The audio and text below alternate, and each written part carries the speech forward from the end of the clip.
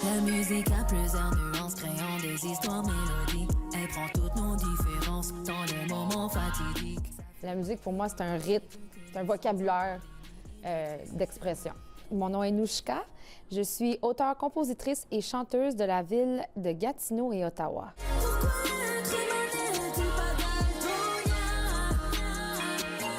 Depuis que je suis jeune, mon père m'a introduit à la musique en me faisant traduire des albums d'anglais à français. Puis j'ai vraiment développé une passion de la musique. Votre mère est québécoise, Oui. votre père est haïtien. Oui. À quel moment c'est devenu important pour vous de célébrer la communauté noire à travers vos chansons? Moi, quand j'étais petite, j'ai beaucoup plus connu le côté de ma mère qui vient du Lac-Saint-Jean. Donc, j'allais souvent au Lac-Saint-Jean, mais je connaissais pas trop le côté de mon père. T'sais. Puis ma famille sont toutes aux États-Unis, je les voyais pas souvent.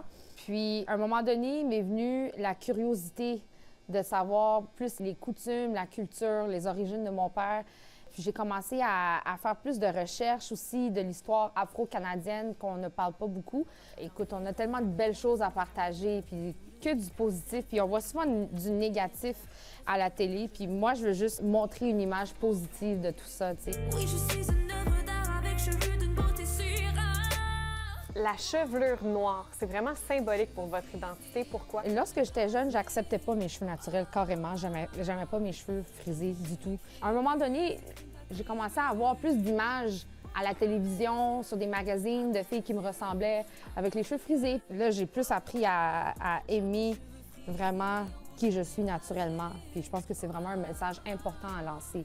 J'aime tes cheveux crépus, exprime ta tribu. Puis vous en parlez d'ailleurs dans une chanson. Oui, dans la chanson « À mes yeux », donc il dit que ce n'est pas que les cheveux lisses qui représentent la fleur de lys.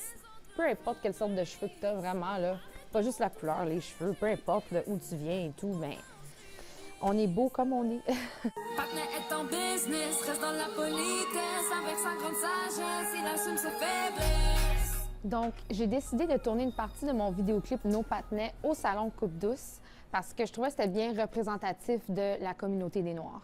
Chemin de fer clandestin, chemin vers le destin. Dans le refrain, je dis « chemin de fer clandestin, mène au destin ». Beaucoup d'esclaves se promenaient des États-Unis qui venaient se sauver dans les chemins de fer clandestins qui étaient cachés.